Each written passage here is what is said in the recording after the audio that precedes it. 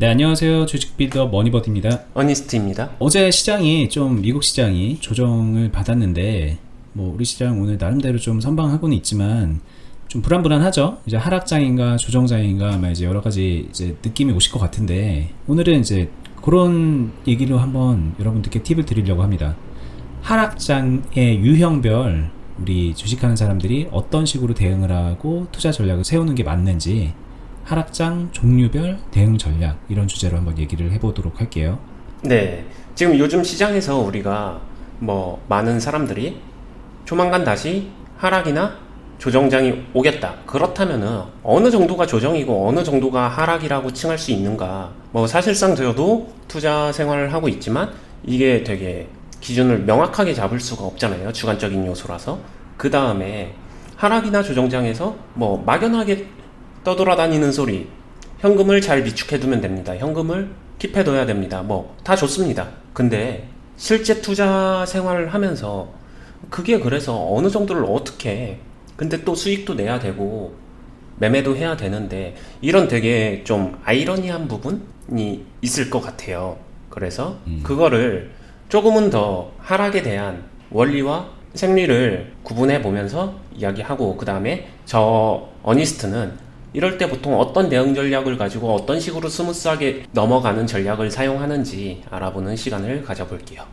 일단 하락, 조정, 이거를 구분하기 전에 단순히 일단 시장이든 종목이든 이렇게 빠지는 현상이죠. 이걸 하락이라고 말하는 거고, 이때 고려해야 되는 요소는 두 가지예요. 저는 두 가지 요소예요. 첫 번째는 시간적인 요소, 두 번째는 파동적인 요소를 고려를 합니다. 자, 시간적인 요소에서는 그 하락의 시간이 짧을 수도 있고 길 수도 있죠. 짧거나 길거나 이 두 가지 요소를 고려를 할 거고, 파동적인 요소에서는 하락이 강할 수도 있고 잔잔할 수도 있습니다. 자, 이 네 가지 조건 요소를 조합을 하면서 각각을 생각을 하는 건데, 그렇게 되면은 첫 번째는 하락 유형에서 짧고 강한, 첫 번째 유형이죠.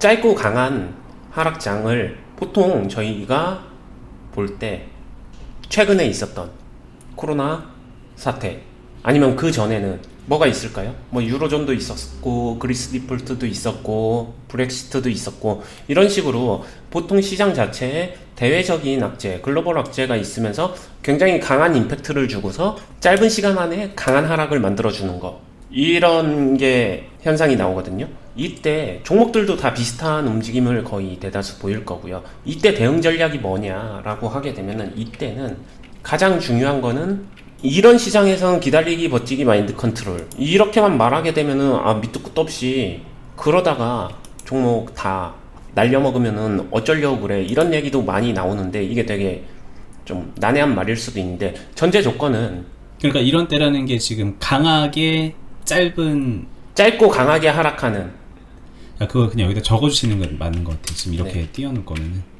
짧고 강한 하락 동안에는 기다린다, 버틴다, 마인드 컨트롤.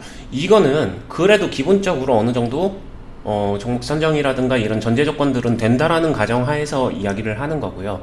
왜냐면은 이게 여기서 기다린다, 버틴다, 마인드 컨트롤이 필요하다, 이 이야기를 하는 이유가 종목적인 악재라기보다는 진짜 외부 충격으로 인해서 팡 터진 거거든요.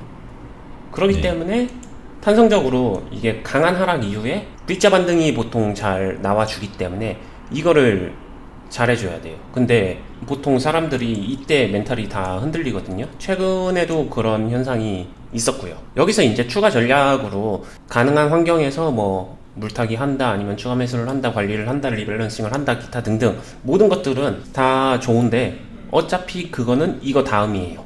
그러니까 대응 전략에서 가장 중요한 거는 이게 먼저예요. 근데 이거 단순히 기다린다, 버틴다가 정확하게 이 현상을 알면은 기다린다, 버틴다 라는 마인드 컨트롤이 되지만, 이 현상을 모를 때는 얼마나 불안하겠어요. 실제로 겪어보셨을 거고.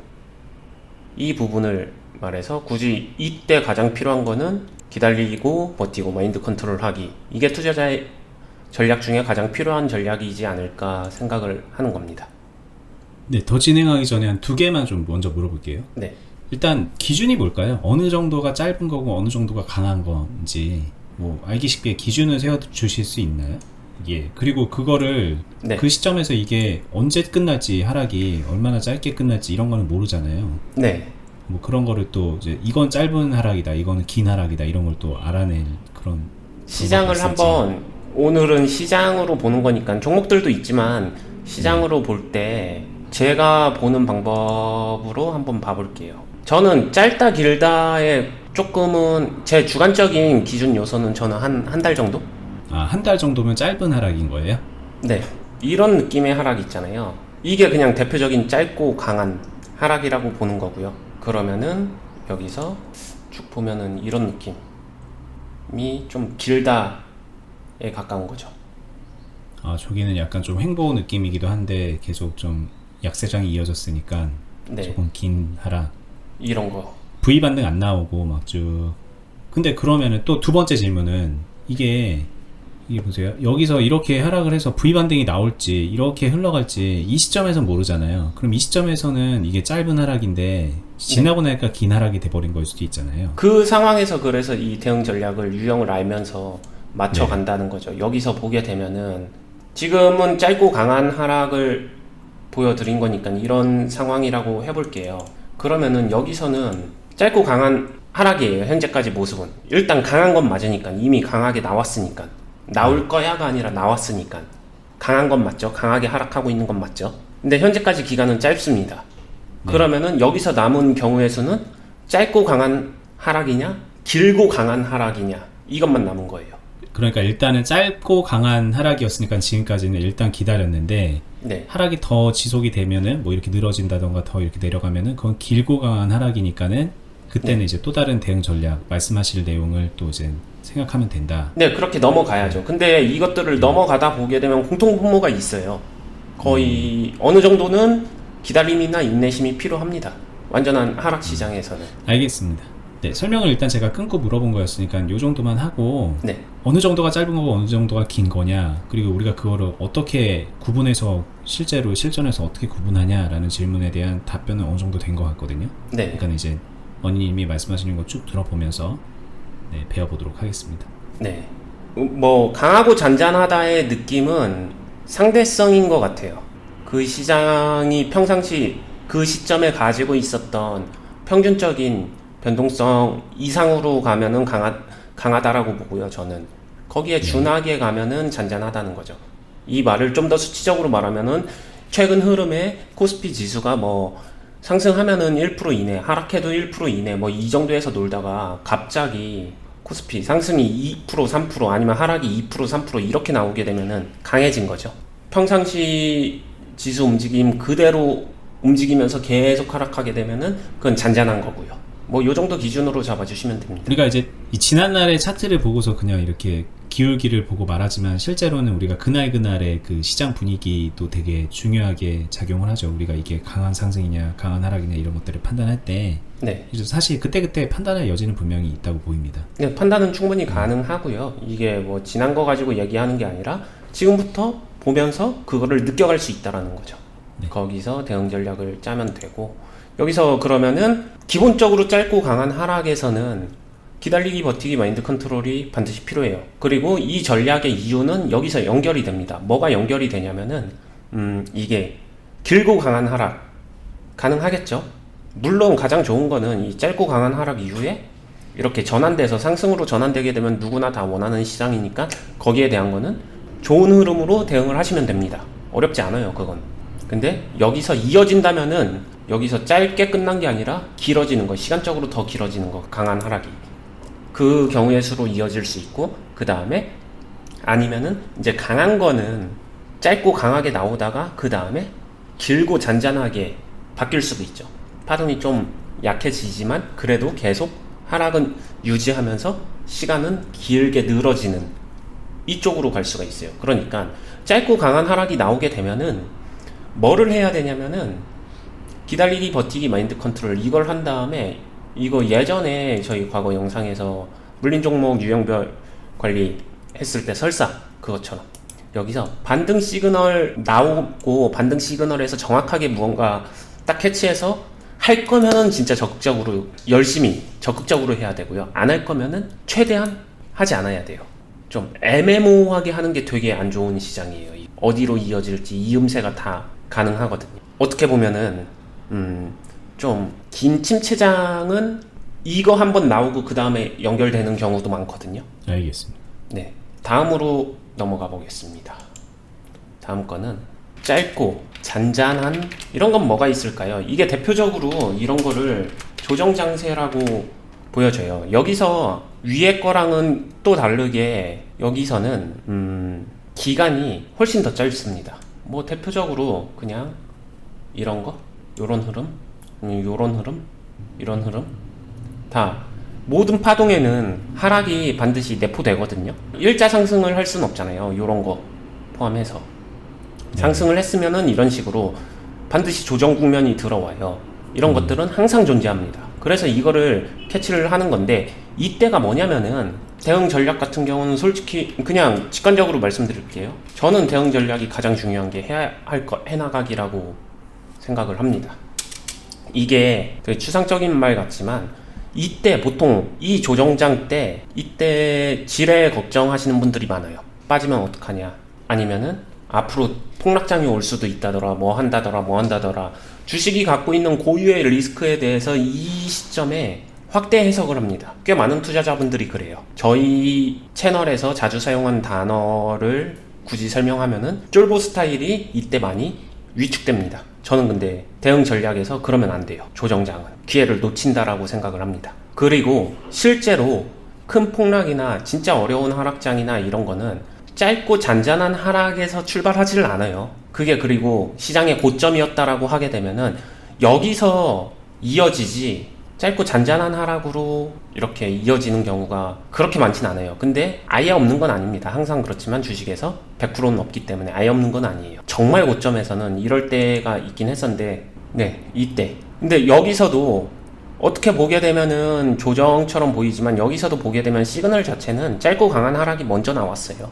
그러고 나서 되게 장기간 길어지는 침체가 나왔는데 이 시그널이라서 보통 이런 부분에서 저 같은 경우에는 이게 무조건 맞다가 아니라 저 같은 경우에는 조정 장세랑 겹쳐지는 부분에서 확대 해석을 하지 않고 그때는 그냥 해야 할 거를 묵묵히 해나간다, 이 전략을 씁니다. 자, 일단은 조정이라는 거는 상승장에서 잠깐 쉬어가는 국면이라고 볼 수 있을 테니까 맞아요. 그때 보통은 공격을 하고 있겠죠? 네. 뭐 그냥 보편적 그냥 큰 틀에서 말하자면 네네, 맞아요. 공격적인 투자를 하고 수익률을 높이기 위한 그런 행위들을 할 텐데 네. 그냥 그때 그냥 나한테 좋은 기회가 오는구나 라는 정도로 생각해도 크게 무리는 없다고 해석해도 될까요? 그렇죠. 그러니까 예를 들면 저는 최근 시장도 마찬가지라고 생각해요. 최근 시장에서 앞으로 어떻게 바뀔지 모르겠지만 최근 시장에서 그러니까 강한 하락 이후에 V자 반등이 나왔잖아요. V자 반등이 나오면서 상승을 하고 있습니다, 지금. 그래서 시장 괜찮게 상승을 막 해주고 있어요. 이거 강한 하락 이후에. 그럼 이거 지우고 지금은 이런 장세예요. 여기서 올라가는데 당연히 올라가다 보게 되면은 쉬었다 올라가고 쉬었다 올라가고 쉬었다 올라가고 이렇게 가겠죠.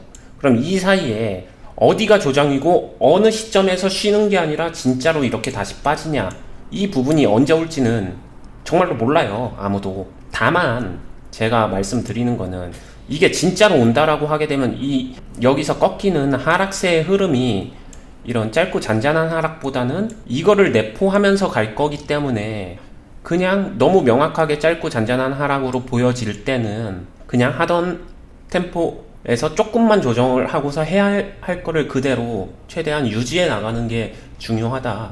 이때 근데 사람들이 좀 확대 해석하는 사람들은 이때 막 현금을 많이 비축해야 된다, 뭐 해야 된다, 대비를 해야 된다, 지뢰 겁먹고 지뢰 준비를 하는 거거든요.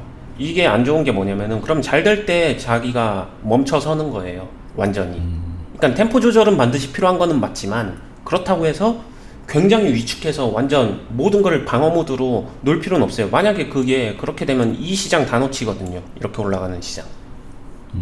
네, 그래서 너무 지레 짐작하고서 위축될 필요 없다. 그래서 해야 할 거 그대로 묵묵히 해나가는 거, 이게 가장 필요한 전략이다, 이렇게 이야기를 드릴 수 있습니다.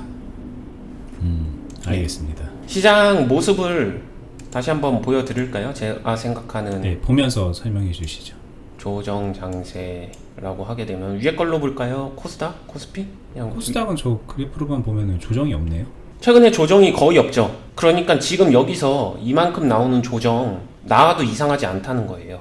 근데 여기서 잔잔하냐 강하냐는 일반적 범주, 제가 아까 말씀드렸던, 만약에 오늘 하락이 코스닥 자체가 뭐 마이너스 0.98% 빠졌다, 내일도 한 0.78% 빠졌다, 그 다음날 0.65% 빠졌다, 이게 이렇게 쭉쭉 늘어진다, 그게 완전 대세 하락을 유발하는 전환 시그널이냐? 저는 그렇게 보지 않는다는 거예요. 그 정도는 얼마든지 짧고 잔잔한 조정 국면에서 나올 수 있는 범주라고 생각을 하는 거예요. 대표적으로 이런 거 될 수 있겠네요. 이렇게 이틀 딱 나오게 되면 네. 이거 하락의 시작 아니야? 여기서부터 막 이렇게 예상하죠. 여기서부터 이렇게 이제 다시 내려올 거야. 음봉 2개 떴으니까. 이게 아니라는 거예요. 설명이 되었을까요? 네, 설명됐습니다. 네, 그럼 바로 다음으로 넘어가겠습니다. 그 다음에는 3번. 자, 이제는 길고 강한 하락. 이거는 정말 좀 특이 케이스에 가까울 정도로 계속 강하게, 제가 아까 길다 짧다의 기준을 대략 한 달 정도로 놓고 봤었는데, 한 달 이상을 계속해서 강하게 하락할 수 있는 시장 얼마나 있을까요? 그렇게 많지 않거든요. 이럴 때 있었죠. 네. 이걸 리먼 사태예요. 정말로 굵직한, 이게 월로 한 달 동안에 여기서 봐야 되는 건 캔들을 봐야 되는데, 캔들이 보통 일반적인 캔들보다 크잖아요. 봉 하나가 쭉 긴 거 찾는 거예요, 지금? 네. 근데 이럴 때 보게 되면은 봉도 긴데 한 달, 두 달, 세 달, 네 달, 다섯 달, 6개월 이어졌잖아요. 이런 거. 이 시장에 만약에 종속해 있으면은 정말 힘듭니다. 이럴 때. 한 달, 두 달, 세 달, 네 달, 다섯 달. 근데 이런 게 자주 오냐라고 하게 되면 진짜 자주 오진 않아요. 근데 뭐 10년에 한 번씩 온다라는 뭐 경제 그런 이론도 있죠. 그게 맞다 틀리다를 떠나서 오긴 옵니다. 근데 자주 오진 않아요. 그만큼 이게 일반적인 건 아니에요. 진짜 많은 예외 상황이거든요. 보통 오면은 여기 강한 하락이 온다고 하더라도 이런 식으로 한 번 오고 좀 진정이 돼요. 그래서 정말 길고 강한 하락 시장 같은 경우에는 제가 말씀드릴 수 있는 거는, 경험해보면은 반드시 도움이 되는데 경험을 자주 하지 못해요. 이때도 한 번 왔죠. 요거 저희 최근 이슈 있었던 것도 한 번에 끝났어요. 리먼하고 비교 많이 했었는데 리먼하고 다릅니다. 이거 한 번에 끝났어요. 월봉 캔들 하나로 끝났죠. 그냥 더 임팩트 있고 더 캔들이 길었을 뿐이지. 그래서 이거 경험하기 쉬운 시장은 아니에요. 근데 만약에 경험을 했다, 대응 전략 뭐가 있을까요? 이게 만약에 왔다, 대응 전략. 제가 생각할 때는 이거는 전략은 없어요. 생존이에요. 그러니까 그냥 살아남기 위한 최선을 해야 됩니다. 이게 무슨 전략이야. 근데 진짜 전략이에요. 실력에 따라서 살아남을 수 있는 사람들이 갈릴 거고요. 이때 정말 잘하기 위해서는 그 전에 환경 설정이 어떻게 되었느냐가 저는 많이 판가름한다고 생각을 해요. 그러니까 이제 그게 설명이 필요할 것 같아요. 살아남기 위해서 뭘 해야 되느냐, 뭘 준비해야 되느냐. 네, 그래서 이때 잘하는 게 아니라 이전에 잘해놨어야 돼요. 대표적으로 뭐 미수, 신용, 몰빵 이런 것들 한 사람들 여기서 다 날라가고요. 빚내서 막 무리해서 투자한 사람들 다 날라가고요. 그리고 수익금 관리나 뭐 계좌 관리, 포트 비중이나 포트에 대한 밸런싱 제대로 안 해놓은 사람들은 못 버팁니다. 무조건 망가져요. 이게 아까 리먼 사태는 6개월이었지만 그거 아니고, 코로나 같은 이런 장대 음봉 2달 이어졌었으면은 훨씬 더 심각했을 거예요. 한 달하고 2달은 급이 다르거든요. 버틸 수 있는. 그리고 반대매매 다 나올 거고. 그렇기 때문에 이때 살아남기 위해서 무엇이 필요하냐라고 하게 되면은 진짜 자신의 자산과, 이건 약간 자산관리적인 요소인데, 자산과 투자에 대한 자금과 그리고 내가 설정한 투자 포트폴리오에 대한 비율, 비중, 배분 이런 것들이 좀 골고루 배치가 되어 있어야 이런 진짜 강한 하락에서도 생존력이 훨씬 높아져요. 이것 때문에 사실상 되게 FM을 많이 강조하는 거거든요. 아예 안 오는 시장이면 상관없지만 언젠가 한 번은 오니까. 근데 저도 압니다. 대다수의 사람은 이거를 약간 예외니까 없다라고 생각하고서 이것까지 대비하게 되면은 효율이 안 좋잖아 이렇게 생각하고서 되게 헐렁하게 하거든요. 이거 그냥 비유를 하면은 돼지 형제 전래동화 있잖아요. 어렸을 때 아기 돼지 삼형제요? 예, 아기 돼지 삼형제. 네네네. 거기서 보게 되면은 첫째는 아예 뭐 대충 해가지고 나뭇잎 모여가지고 겨울을 준비하고 있고, 둘째는 나무 가지고 집을 짓고, 셋째는 되게 단단하게 벽돌 가지고 집을 짓고, 그렇게 했었을 때 한겨울에 늑대가 이렇게 쳐들어올 때 결국에는 셋째네 집에서 다 대피해서 다행히 잘 피신을 하잖아요. 벽돌 집을 단단하게 지어놓는 계좌관리, 이게 되게 중요하다. 그런 사람만이 이 3번 시장에서 버틸 수 있다, 이거를 이야기를 하는 거고요. 3번 시장이 자주 오진 않지만 한 번씩은 온다, 그냥 그 정도만 이해하시면 됩니다. 여기서 이 시장이 발생했었을 때 이때 생존 전략이 있나요? 다 손절하고 뭐 하고 하면 되나요? 그 말은 그냥 여기서 주식을 계속 할 거야 말 거야 심판받는 건데, 만약에 꾸준하게 주식 투자를 해서 꾸준하게 수익을 창출한다라고 하게 되면 이 긴 혹한기 겨울을 이겨낼 수 있는 습관은 평상시에 만들어 놔야 됩니다. 저는 그렇게 생각해요. 제가 생각하는 전략은, 그래서 이게 습관처럼 평상시에 잘 해놓게 되면은 이거는 오히려 생존하고 살아남기 위한 최선이 별로 어렵지 않게 그냥 지나갑니다. 근데 혹자는 저럴 때가 기회니까 네. 저 기회를 잡기 위해서 준비해야 된다라고까지 말하잖아요. 한 발 더 나가는 얘기 같은데 그거는 이제 언니님은 동의하지 않나요? 아니요, 동의해요. 내포되어 있습니다. 그거는 방금 전에 말씀하신 건 저는 반토막짜리라고 생각해요. 그때가 기회다. 그때를 기회로 활용하려면은 그 전에 행위했었던 게 이 시장을 맞았어도 버틸 수 있는 여력이 돼야 되고, 그 투자에 대한 자금도 있어야 되고, 그때 이런 시장에서 그 돈을 였다가 투입할 수 있어야 되는데, 만약에 내가 투자한 100% 계좌 잠식해서 다 물려서 다 반토막 나고 있는데 이게 기회야 하고서 투자할 수 있을까라고 하게 되면은 거의 대부분의 사람은 못하지 않을까요? 이음새가 이어져야지. 방금 전에 말한 혹자는 말했었던 저 때가 기회다, 기회 맞습니다. 근데 저 때가 기회고 머리로 기회다를 아는 게 아니라 진짜 실전 투자에서 저 때가 기회고 저 때 무언가 행위할 거를 할 수 있으려면은 살아남아 있어야 돼요. 생존해 있어야 됩니다. 여기서 말한 생존은 다 때려 맞고서 계좌 잠식되고 현금 하나도 없는데 마이너스 70% 가지고 있어서 두 손 두 발 못 껴서 그냥 단순 존버 이걸로 호흡기만 달랑달랑 거리는 상태 말고요. 이때도 그냥 해야 될 거 해나갈 수 있는 환경 유지, 이거는 평상시에 길들여지는 것 같아요.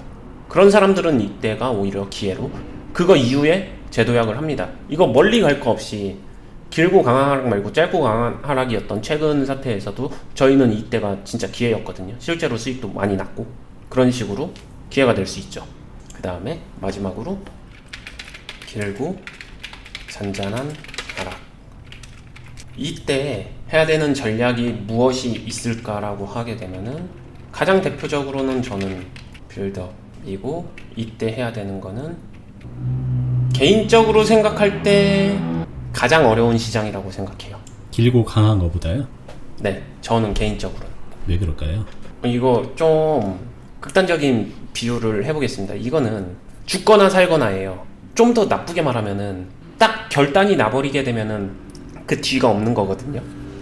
근데 얘는 계속 아픈 상태인 거예요.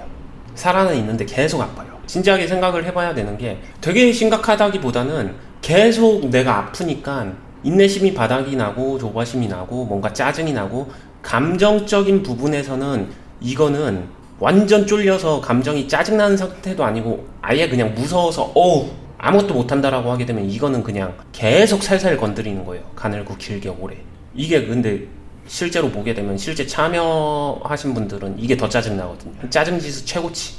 뭐 그냥 단순하게 얘기해서 내가 종목을 몇 개 가지고 있는데 그 종목들이 마이너스 10%, 마이너스 15%, 20%, 50% 막 이렇게 막 훅훅 변하는 거를 보게 되면, 네. 그러면 진짜 이게 손을 아예 놓게 되거든요. 대부분의 분들이. 네. 그냥 아유 아래 그래 모르겠다 그냥 이렇게 놓게 되는 경우가 많은데, 네. 막 희망 고문하듯이 막 마이너스 10, 막 9, 마이너스 12, 막 이렇게 왔다 갔다 하는데 시간만 계속 가고, 내가 뭘 하려고 그러면 뭔가 좀 더 조금 꼬이는 것 같고, 스텝이 하나씩 나도 모르게 엉키는 것 같고, 막 그렇게 되면 이제 늪에 빠지는 기분이 좀 들어서 점점 거기로 빨려 들어가게 되잖아요. 맞아요. 그런 심리적인 이유가 되게 크죠, 막상 겪어보면. 네, 멀리 갈 거 없습니다. 그냥 제가 지금 작년에 있었고, 이건 지난 영상에서도 말씀드렸는데 작년 3월달 이후 4월달 이런 거 대표적인 게 이런 모습이에요. 이렇게 보고 나면 지나고 나서는 별로 이게 뭐가 대단해라고 할지 몰라도 이 시장 겪어보신 분들 4월, 5월 작년입니다. 작년 4월, 5월, 6월, 7월, 8월 이거 겪어보신 분들은 이때 얼마나 짜증났는지 아실 거예요. 파동도 없습니다. 그냥 계속 질질질질질질 끌려가는 매매 할 수 있는 게 없어요. 근데 그래도 진짜 잘하는 투자자라면은 여기서도 수익 내야 되는 거 아니야? 맞아요. 동의를 합니다. 근데 이런 시장에서 수익 내기 가장 좋은 게 빌드업이라고 생각해요. 저는 빌드업 매매, 중장기 매집형 매매라고 생각을 하시면 되고 이거를 통으로 기회로 삼아서 수익을 내는 거예요. 근데 이거 냉정하게 팩트를 말씀드리게 되면은 빌드업을 하는 과정은 어떻겠어요? 되게 짜증나요. 6개월, 1년 짜증나는 거 이겨내면서 계속 꾸준히 하고서 그 다음에 이거 열매 빵 터졌을 때 그때 하루 기분이 좋습니다. 근데 이게 훈련이 되고 반복되면은 이 과정을 이해하니까 그런 사람들은 이 과정이 짜증나지 않아요. 근데 잘 모르는 사람일수록 이 과정 자체가 짜증이 나고 짜증이 나니까 감정이 개입되면서 이제 조바심 참기가 힘들어지고 더 빨리 하고 싶어지고 그러다 보니까 인내심이 영향을 받는 거죠. 근데 여기서 전략은요 되게 큰 전략이 필요한 게 아니라 진짜 인내심을 어떻게 컨트롤 하느냐 이게 결국에는 갈려져 있어요. 여기서 이 시장이 제가 개인적으로 생각할 때 가장 위험한 시장이다라고 생각을 하는 게 개인 투자자들은 실제로 이때보다 이때 더 많이 무너집니다. 인내심을 역행하고 조바심을 참지 못해가지고 시장을 역행하거든요. 그러다 보면 무리하고 그래서 이때 오히려 더 망가지는 매매 하시는 분들 되게 많아요. 내가 뭐 좀만 더 해보게 되면은 이 시장을 이겨서 뭔가 그럴싸한 무언가 만들어낼 것 같거든요. 착각과 혼란을 많이 주게 되죠. 그래서 유혹에 많이 빠지죠. 이런 시장에서도 급등주는 간혹 있으니까 그런 부분입니다. 이렇게 정리를 해봤어요. 여기서 이어서 질문을 좀 하면 네. 짧고 잔잔한 하락에서 길고 잔잔한 하락으로 이어질 거 아니에요? 네. 이제 그런 것들을 한번 보게 되면은 네. 제가 이제 구분하는 요령이나 이런 것들을 말씀드려 볼게요. 이거는 순수 경험치적인 노하우라고 생각해 주시고요. 방금 말씀하신 대로 여기서 여기로 되게 자연스럽게 이어질 수 있는 거 아니야? 라고 생각하시는 분들 꽤 많더라고요. 근데 저는 이거 확률적으로 말하면은 되게 별로 없는 것 같아요. 아까 처음에 말씀하신 것처럼 일단 강한 하락이 나온 다음에 이제 긴 조정이 나온다는 거죠? 네, 여기서 일로 바로 넘어가지 않고 여기서 차라리 이걸 거쳐서 이렇게는 넘어갈 수 있다라고 생각해요. 아니면 여기서 이걸로 넘어갈 수는 있다라고 생각해요. 근데 2번에서 다 건너뛰고 2번에서 자연스럽게 4번으로 넘어간다? 이거 시장 원리를 조금만 더 깊게 이해하게 되면 되게 부자연스러운 거예요. 그거 진짜 쉽지 않은 거예요. 왜냐면 상승 모멘텀이 있었는데 네. 그게 쥐도새도 모르게 없어지고서 그냥 쭉 빠진다라는 거는 좀 부자연스럽긴 하죠. 네. 그래서 보통은 2번에서 4번으로 가지 않고 2번에서 1번으로 갔다 4번 1번은 4번으로 연결고리가 저는 있다라고 생각하는데 2번에서 4번으로 다이렉트 연결고리는 저는 없다라고 생각해요. 있을 수 있겠지만 그 확률은 저는 조금은 더 극단적 예외라고 생각을 합니다. 그럼 좀 질문을 이어가 볼게요. 네. 첫 번째 케이스, 예를 들어서 짧고 잔잔하게 나오다가 2번에서 1번으로 갔다가 4번으로 이렇게 가는 때는 네. 그러니까 쉽게 말하면 해야 할 것을 하다가 그냥 공격하다가 이거 봐라 세네? 이때 이제 그냥 버티고 공격을 멈추고 마인드 컨트롤을 하다가 이제 4번으로 가는 시기에는 네. 이제 빌드업에 힘을 내면서 인내심을 참고 네, 그렇게 가야 되는 건가요? 그러니까 이때는 그러면 빌드업도 안 하나요? 이때도 빌드업은 합니다. 할 건 하는데 여기서 그러면 1, 2, 3번을 놓고 봤었을 때 가장 중요한 게 뭘까요? 라고 하게 되면은 이미 아시겠지만 1번이 가장 중요한 변화의 포인트라는 생각 안 드세요? 계속 1번을 거쳐가니까 어쨌든 네. 그래서 이 변화의 포인트이기 때문에 1번에서 가장 중요하게 해야 되는 거는 손묶기, 버티기, 기다리기 이게 필수라는 거예요. 여기서 해야 할 것 해나가다가 이걸로 바뀌었는데 여기서도 계속 그냥 템포 조절이나 할 거 해야지 하면서 계속 불도저처럼 민다라고 하게 되면 여기 이거 맞게 되면 완전 다 나가리거든요. 그래서 여기서 브레이크를 밟을 줄 알아야 돼요. 결국엔 1번이 가장 중요하다는 거죠. 이거를 느끼고 인지하고 여기서 브레이크를 정확하게 밟아주는 거. 브레이크를 밟더라도 그 정도는 생각해요.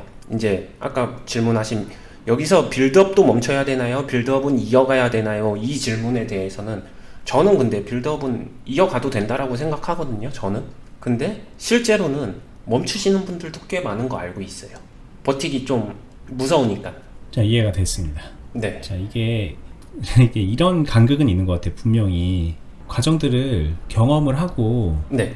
대응을 해본 사람은 이게 이제 되게 자연스럽게 말씀을 하시는 것 같은데, 네. 이거를 경험하지 않은 분들이 이걸 미리 좀 알라고 이 방송을 보시는 거잖아요. 이걸 잘 모르는 분들이, 아니면 경험은 했지만 잘못 대응했던 분들이. 네. 근데 이제 문제는 경험하지 않은 분들의 입장에서 보면은 좀 되게 뜬구름감 잡는 얘기처럼 들릴 것 같거든요. 그런 분들께 좀 도움을 주는 얘기를 한다면? 그런 분들께 반드시 저는 필요한 거는 네. 답이 나와 있어요. 경험치 충족이 조금 더 필요합니다. 올바른 경험치 충족이. 배제할 수가 없어요. 진짜 이거 되게 안타까운 얘기지만 올바른 경험치가 충분히 충족하지 않았는데 시장 생리나 시장 원리를 그냥 책이나 이론으로만 배워갈 수 있다? 절대 쉽지 않기 때문에 올바른 경험치 충족을 쌓기 위한 노력을 지금부터라도 하시는 게 필요하다라고 생각해요. 그럼 그 경험치, 올바른 경험치 충족은 공부하면서 그냥 하면 되나요? 공부 플러스 그 경험치 충족이 같이 이어져야 되는데 거기에서 방법론적인 거는 첫 번째는 최대한 먼저 경험한 사람들의 말을 들으면서 이론이나 뭐 딱 정해진 정답을 찾아가는 게 아니라 그 사람들이 경험에서 나온 경험담을 귀담아 들으면서 간접 경험을 충족시켜 보는 거 첫 번째고, 두 번째는 직접 부딪히면서 경험해 보는 거 두 번째고, 아니면 세 번째는 직접 경험하면서 부딪히는데 혼자서는 그런 거 구분을 못 하니까 뭐 대표적으로 저희 클럽이나 이런 데 도움을 받아서 같이 경험을 쌓아가는 거.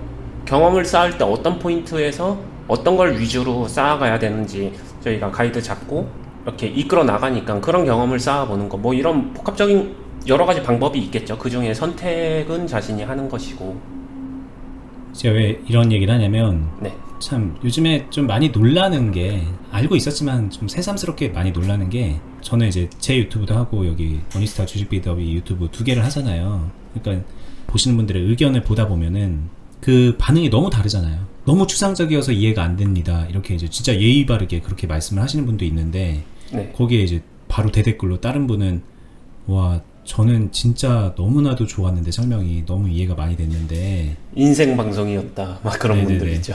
그러니까 서로 막 그렇게 의견을 완전 180도 다른 의견을 내고 있는 거잖아요. 네. 근데 그게 결국에는 이제 경험치, 내가 아는 만큼 보인다, 이런 거라는 거를 이제 알고 있잖아요, 저희가. 네. 그 다음에 그게 저는 진짜 주식 시장이라고 생각해요. 멀리 갈 거 없습니다. 덧글에 그런 현상이 시장이에요. 그 상황에서 서로 간의 전략 전투가 이루어지는 건데 더 많이 이해한 사람들이 더 잘하겠죠.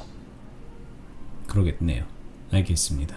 일단 뭐 그럼에도 불구하고 저희가 이렇게 계속 이런 영상을 올립니다. 이제 이걸 이해 못할 분들이 많다는 걸 알고 있어요. 근데 그럼에도 불구하고 이렇게 올리는 이유는, 지금은 이걸 보면서 이해 안 되는 분들도 답답하더라도 계속 보시면서 경험 쌓고 이 방향으로 해야지라고 애쓰시면 당연히 되시겠죠. 언제까지 이해가 안 되시겠어요. 그러니까 이제 좀 그런 분들 같은 경우에는 조금 마음을 좀 길게 잡고, 나는 이제 진짜 배우는 기간이구나, 경험을 쌓는 기간이구나 라고 생각하시고 하는 게 맞고요. 근데 그렇다고 해서 이제 영상만 보고 있는다고 전혀 늘지 않으니까 경험을 쌓으라 라는 취지를 계속 말씀을 드립니다. 근데 그 경험도 혼자 쌓으면 잘못될 가능성이 되게 높아요, 실제로. 그래서 저희가 이제 그런 거 잘 알고 있기 때문에 투자 클럽을 하면서 함께 경험 쌓고 수익 활동하고 실력 키워나가는 그런 것들을 하자고 계속 말씀을 드리는 거고, 저희가 하고 있는 네이버 카페 주식 빌드업 공유 카페 오시면은 그 투자 클럽에 관련된 공지가 있습니다. 그거 보시면서 한번 좀 생각해 보시는 시간 가지셨으면 좋겠고요. 그리고 물론 이제 저희 거 보면서 이 영상만으로도 많이 교정된 분들이 있는 것 같아요. 댓글 남겨주시는 거 보면 그동안에 이제 그 본인이 쌓았던 경험들이 이제 충분히 있는 경우에는 이 영상으로 조금 이제 잘못된 거 잡아가면서 습관 교정하면은 나아지겠죠. 이제 그런 분들도 있으니까 저희가 계속해서 영상은 이렇게 업로드를 해 나가도록 할게요. 자, 그러면은 저희는 오늘 영상은 여기서 마무리하겠습니다. 지금 뭐 시장이 약간 조정 국면으로 갈 것 같은 그런 느낌이 들고 계속 그런 분위기를 연출하고 있어서 오늘 영상을 이제 만들어서 공유를 하고요. 뭐 앞으로 어떻게 흘러가든 저희가 이제 알려드린 요걸 가이드 삼아서 잘 현명하게 대처해 나가셨으면 좋겠습니다. 저희는 다음에 더 좋은 영상으로 뵐게요. 감사합니다. 감사합니다.